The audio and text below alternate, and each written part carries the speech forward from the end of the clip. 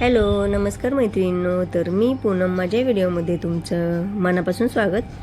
तर आज आपण मेहंदी कशी लावायची हे पाहणार आहोत. तर पांढरे केस काळे करण्यासाठी ती आपण कशी भिजवायची किंवा ती कशी लावायची याबद्दल थोडक्यात माहिती आपण पाहणार आहोत. तर सर्वात आधी आपण 1 ग्लास पाणी पातेल्यामध्ये गरम करण्यासाठी ठेवणार आहोत. तर आपण हे पाणी चहापत्तीचं पाणी करण्यासाठी ठेवलेलं आहे. तर यामध्ये मी 2 ते 3 चमचे चहापत्ती घालणार आहेत आणि आपण कॉफी पावडरसुद्धा वापरणार आहोत. तर चहापत्तीचं पाणी पहिल्यांदा शिजवून ठेवण्यासाठी मी गॅसवर ठेवलेलं आहे. तर मेहंदीसाठी सगळ्यात महत्त्वाची आहे ती कढई. तर आपण ही लोखंडाची कढई त्यासाठी वापरणार आहोत. तर मेहंदी ही भिजवण्यासाठी नेहमी लोखंडाच्या भांड्याचा वापर करायचा. तर आपल्याजवळ कढई असेल तर कढईचा किंवा लोखंडाचा तवा असेल तर याचाही वापर केला तरी पण चालतो. तर ही कढई मी मेहंदीसाठीच घेतलेली आहे, कारण मला नेहमी मेहंदी भिजवायची म्हटलं तर मी या कढईचा वापर करते. तर लोखंडाच्या कढईचा एकदम मेहंदी भिजवण्यासाठी छान वापर होतो, कारण आपल्या लोखंडाच्या कढईमध्ये लोहाचे प्रमाण जास्त असते आणि आपल्या केसांना लोह आवश्यक असते. तर त्यामुळे नेहमी मेहंदी ही लोखंडाच्या कढईमध्येच भिजत घालायची. तर इथे तुम्ही पाहू शकता छान असं चहापत्तीचं पाणी उकळून घेतलं आहे मी आणि ते थंड करण्यासाठी ठेवलं आहे. तर थंड झाल्यानंतर मस्त असं हे गाळून घ्यायचं आणि इथे आपण ही नुपूर मेहंदी वापरणार आहोत. तर कोणती आयुर्वेदिक मेहंदी वापरली ना तरीसुद्धा चालते, परंतु मी नेहमी नुपूर मेहंदी वापरते आणि मला एक मेहंदीचं पॅकेट पुरत नाही, तर मी नेहमी 2 पॅकेट नुपूर मेहंदीचं वापरते. तर तुमची केस जेवढे आहे ना त्या प्रमाणात हे मेहंदीचं पॅकेट मी वापरलं तरी चालेल. 1 वापरले तरी चालेल किंवा 2 वापरले तरी चालेल, परंतु माझी केस मोठे आहेत तर त्यामुळे मी 2 पॅकेट हे नेहमीच वापरते.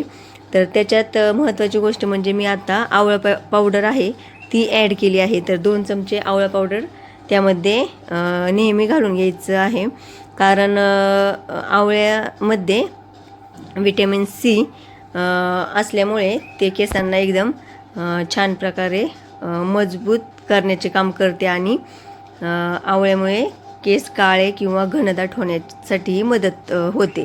तर त्यामध्ये आवळा पावडर घालून घेतल्यामुळे केस गळती खूप कमी प्रमाणात आपल्याला पाहायला मिळते. तर हीच तर खरी ट्रिक आहे की नेहमी मेहंदी भिजत घालताना त्यामध्ये 2 चमचे आवळा पावडर घालून घ्यायचं. तर हा माझा स्वतःचा अनुभव आहे, त्यामुळे मी नेहमी आवळा पावडर त्यामध्ये घालून घेते. तर चला पाहूया परत आपण पुढे त्यामध्ये अजून काही ॲड करायचं आहे ते. तर मेहंदी भिजवताना नेहमी आपण जे पाणी वापरतो ते एकदम थोड्या प्रमाणात घालून घ्यायचं, म्हणजे मेहंदी एकदम छान भिजली जाते. एकदम जास्त प्रमाणातही पाणी वापरायचं नाही, कारण ती पातळ होण्याची शक्यता असते. तर आपण मेहंदी रात्रभर भिजत घालणार आहोत, तर त्यामुळे ती रात्रभर भिजल्यामुळे पातळ होण्याची शक्यता असते. त्यामुळे त्यामध्ये पाणी थोडं कमीच प्रमाणात वापरायचं.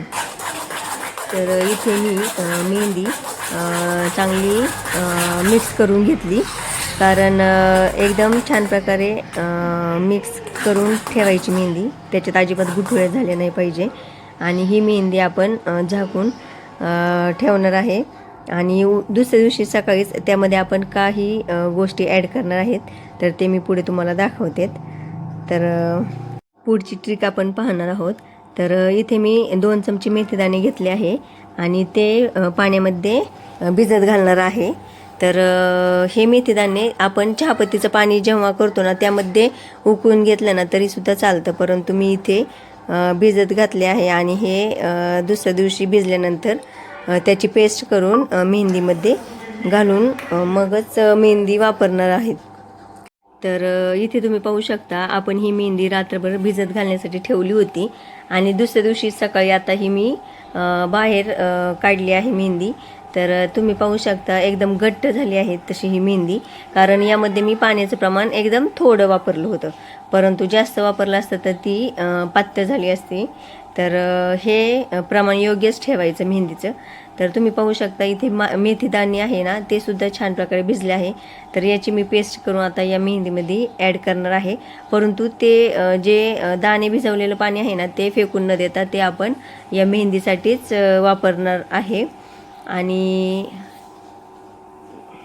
दुसरी गोष्ट म्हणजे आपण मार्केटमध्ये मिळणारे ॲलोवेरा जेल वापरू शकतो, परंतु जर आपल्या घरात आपण कोरफडीचं एखादं रोप असेल तर त्याची जे कोरफडीचं जेल असतं ना, तर त्याचा आपण वापर करू शकतो. तर कोरफडीचा आतला गर असतो त्याला जेल म्हणतात, तर ते आपण चमच्यानी काढून टाकू शकतो किंवा मिक्सरमध्ये बारीक करूनही टाकू शकतो. तर त्याचप्रमाणे मी इथे चमच्यानी असं हे जेल काढून टाकलं आहे. तर एकदम छान प्रकारे हे निघलं जातं व केस एकदम मऊ होतात. तर कोणत्याही प्रकारचे सिरम किंवा जेल वापरण्यापेक्षा आपलं घरगुती आयुर्वेदिक आपलं कोरफडीचं जे गर असतो ना, तर याचा वापर केसांसाठी अधिक उपयुक्त असतो आणि केस मऊ व मुलायम होण्यासाठी एकदम छान आहे. तर मी नेहमी याचाच वापर करते. आणि आपण कोरफड अधूनमधून केसांना लावली ना, तरीसुद्धा एकदम केस मऊ होण्यासाठी त्याचा उपयोग होतो. तर इथे मी हे सर्व मिक्स करून घेतलं आहे. यामध्ये कोरफडीचा गरही घालून घेतला आहे. तसेच इथे मेथी दाणे भिजवलेलं पाणी ॲड करून ते पुन्हा एकजीव करून घेतलं आणि हे राहिलेले बी आहेत ना, त्याची पेस्ट करून तीही त्यामध्ये मिक्स करून घेतली. तर त्यानंतर असं रोल करून छान प्रकारे एक एक बट घेऊन आपण मेहंदी लावू शकतो. तर काही स्त्रिया स्वतः हाताने मेहंदी लावतात, परंतु माझे केस मोठे असल्यामुळे मला दुसऱ्यांच्या हाताने लावल्यावरच छान मेहंदी लागते. त्यामुळे मी माझी मैत्रीण आहे तिला मेहंदी लावण्यासाठी सांगितले. तर एकदम छान प्रकारे तिने अशी ही मेहंदी रोल करून लावली आहे. तर तुम्ही पाहू शकता एकदम एक एक बट घेऊन अशी छान अशी ही मेहंदी लावून घ्यायची, जेणेकरून पूर्ण केसांना ही मेहंदी लावली जाईल. तर त्यानंतर 3 तास मी ही मेहंदी केसांना लावून ठेवली होती. तर मेहंदी लावल्यानंतर त्या मेहंदीला आपण कॅरी बॅग लावून ठेवायची, जेणेकरून ती मेहंदी कोरडी पडणार नाही. कारण आपले केस जर मेहंदी कोरडी पडली तर आपले केस आहेत ते तुटण्याची शक्यता असते. त्यामुळे मेहंदीला ओलावा राहण्यासाठी तर एक कॅरी बॅग केसांना गुंडवून ठेवायची. तर 3 तासानंतरून मी कॅरी बॅग काढली तर माझी मेहंदी आहे अशी ओली होती आणि एकदम छान अशी रंगली होती. त्यानंतर मी 3 तासांनी मेहंदी धुवून काढली. तर तुम्ही पाहू शकता खूप छान अशी मेहंदी माझी रंगली पण होती आणि एकदम केस मस्त मुलायम आणि मऊ झाले होते, कारण मी त्यामध्ये कोरफड वापरली होती. तर तुम्ही पाहू शकता माझे केस. तर मेहंदी पॅक तयार करताना त्यामध्ये आपण कोरफड, आवळा पावडर आणि मेथीदाणे यांसारखे गोष्टी वापरल्या ना, तर त्याचा रिझल्ट आपल्याला लगेच पाहायला भेटतो.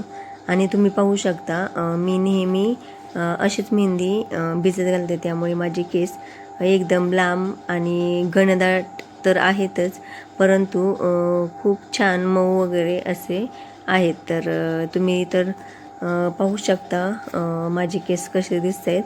आणि त्यानंतर आपण अजून एक गोष्ट करायची आहे शेवटची, ती म्हणजे आपण केस धुतल्यानंतर त्याला ऑइल करायचं. कारण आपण मेहंदीची केस असतात तर ते धुवून झाल्यानंतर त्याला छान प्रकारे तेल लावून रात्री झोपायचं आणि दुसऱ्या दिवशी सकाळी उठून छान असा शॅम्पू करायचा.